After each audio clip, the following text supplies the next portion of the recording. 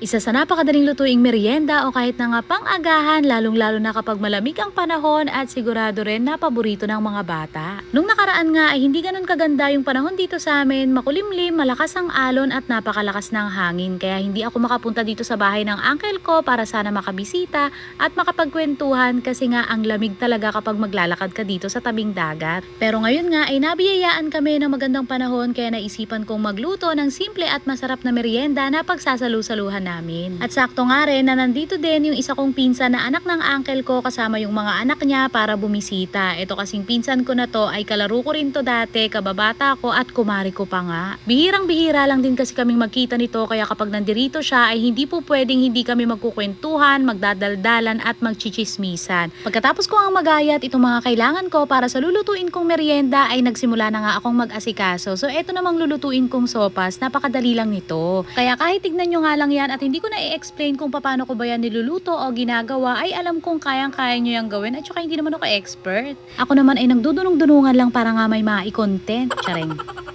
Pero itong sopas, lagi ko rin talaga tong niluluto dati kahit na nga nung nandun pa ako sa Tondo. Kasi kung dati nga kitang follower, alam mo na nagtitinda ako dati ng merienda.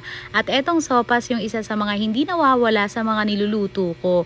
Pero syempre, araw-araw, iba-iba rin naman yung niluluto ko para hindi naman magsawa yung mga bumibili. Pero siguro sa isang linggo, nakakaapat na beses ako kung magtinda ng sopas kasi lagi rin tong hinahanap ng mga kapitbahay ko. Alam nyo naman sa Tondo, 10 pisong sopas lang ay inuulam na nila sa kanin. Pero ganito ka rin ba magluto ng sopas? Ginigisa mo rin ba yung macaroni? Ako kasi dati hindi. Pero ngayon, ganito na yung ginagawa ko at okay lang din naman, wala namang naiba sa lasa. Tapos, kapag nagisa ko na siya, tsaka ko naman yan nilalagyan ng tubig at inaantay ko yung kumulo. Kapag kumulo na yan at lumampot na rin itong macaroni, ay nilalagyan ko na yan ng asin para panimpla. Tapos nilalagay ko na rin yung hotdog at tsaka yung mga gulay. Hinalo ko lang din yan para mapailalim itong mga gulay at nang mabilis na rin maluto. At pagkatapos ay tinitimplahan ko naman yan ng paminta at naglalagay rin ako ng konting margarine. Ito kasing margarine, bukod sa nagbibigay to ng magandang kulay sa sopas, ay nagdadagdag din to ng parang lasang gatas at creaminess dito sa niluluto natin. At kapag natunaw na nga itong margarine, ay tsaka ko naman yan nilalagyan ng isang malaking lata ng evaporada. At kalahating kilo nga palang macaroni itong niluto ko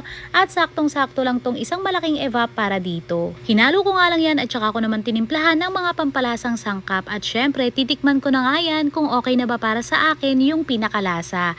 At kapag nagluluto nga pala ako ng sopas, kapag nilagay ko na yung evap, hindi ko na yan inaantay na kumulo. Medyo pinapainit ko lang ng saglit yung gatas at saka ko na yan hinahango sa apoy. Kasi ang natutunan ko na tinuro sa akin ng nanay ko na kapag pinakulo mo pa itong evap ay makokorta na yung pinakagatas niya o di kaya naman ay magbubuo-buo. So hindi na siya magandang tignan at hindi na rin magiging ganun kaganda yung pinakalasa nito. At nung maluto ko na nga itong aming simpleng merienda ay binigyan ko na isa-isa itong mga bata. Syempre kapag nagluluto talaga tayo ay uunahin nating bigyan yung mga bata para mauna na silang kumain. Kasi syempre para sa kanila naman talaga itong mga niluluto natin. Dito ako. Ano, ako lang mag-isa? Diyan si tatay oh. O si Kim. Kita ka pa din. Side view. Sa Yomi oh. Yomi!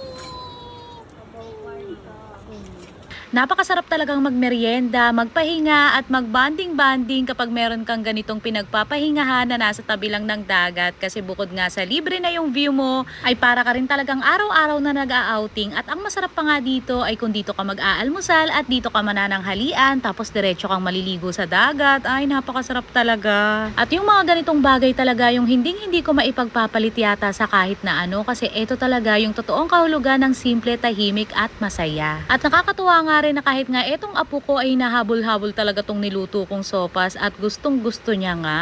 Dito rin talaga sa probinsya namin na-realize ko na napaka-bless ko talaga kasi hindi man kami ganun kayaman at hindi man ganun karami yung pera namin pero hindi naman kami nagkukulang sa aming mga pang-araw-araw at alam ko na napakaraming tao yung nangangarap na magkaroon ng ganitong klaseng buhay o ng ganitong klaseng lugar na inuuwian. Kahit na nga itong tubo na pinitas lang namin dun sa bahay ng kuya ko kasi meron siyang tanim nito ay alam kong napakarami rin sa inyo ang nakakamiss nito kasi uso to nung mga bata pa tayo. Lalo na nga yung mga kababata ko dyan sa Tondo, alam kong miss na miss nyo na to. Ang nakakalungkot nga lang ay wala na akong nakikitang ganito at wala na rin nagbebenta. So yung mga kabataan ngayon, hindi nila alam kung ano ba tong mga kinakain natin na to at kung ano ba yung mga klase ng pagkain natin nung araw.